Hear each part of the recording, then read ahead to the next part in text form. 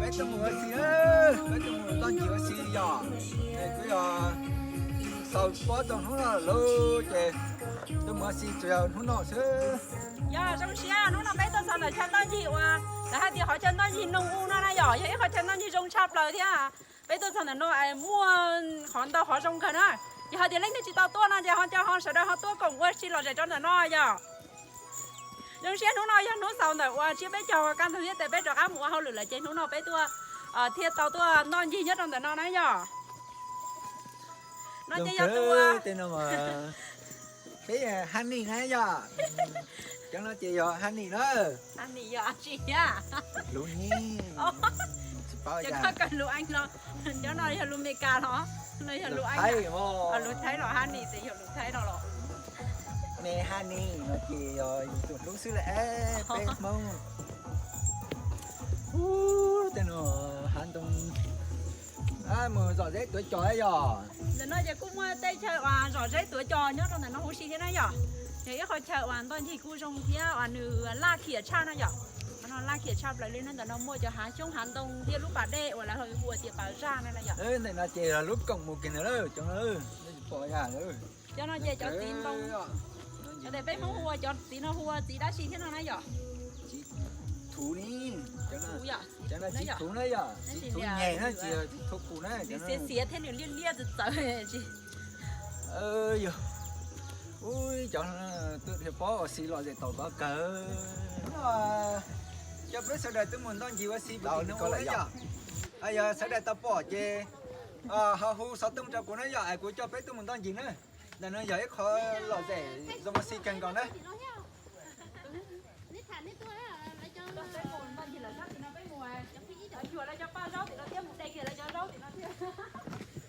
Nam vào thành rau. Cái này tìm bà rau, còn đi tìm bà nát. Mà nát cờ liều, nát túi tàu. Thì hai cũng nói tôi biết mình lấy tuần chạy đâu nó là nó. Bây giờ có chuyện cao ba tao đồng chạy thế Không chia đâu. Dạ, cái bờ. Không chia. Cụ tí tua sợ kìa nó hú chỗ anh nó chỉ hậu cô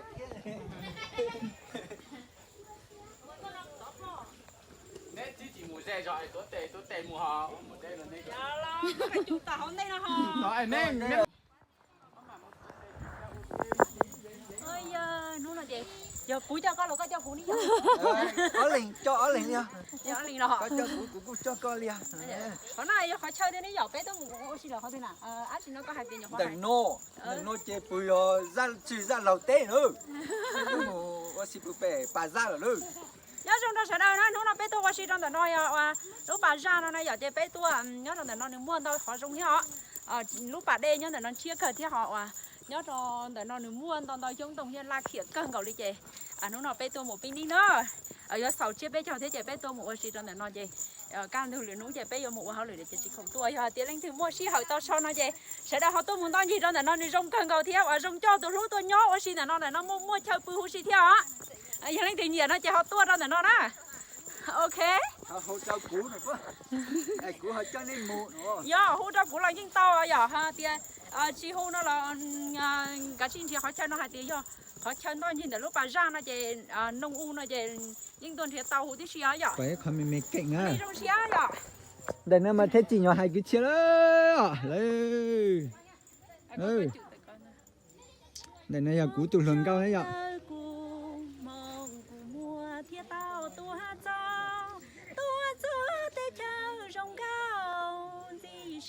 thiên nhỏ là kia ok do mùa cho mong của thia tạm chỉ con nhớ tròn tay nó thả chờ dòng cao nên gì xia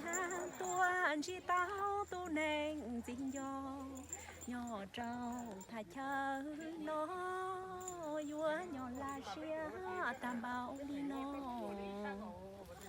ok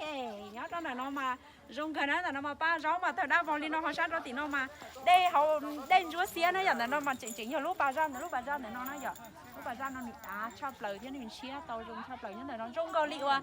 nhớ đó tôi cho bà đây sát châu phi ấy giờ có mấy tàu việt hết rồi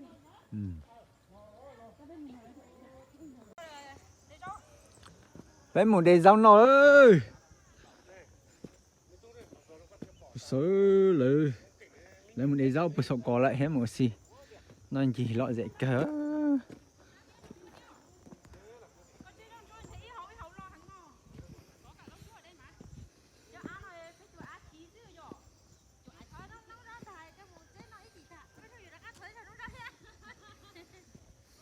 Bé một đề rau lộ bé chầu luôn.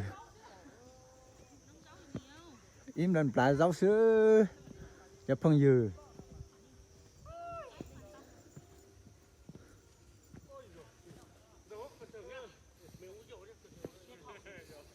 Ô lên một sáu xa.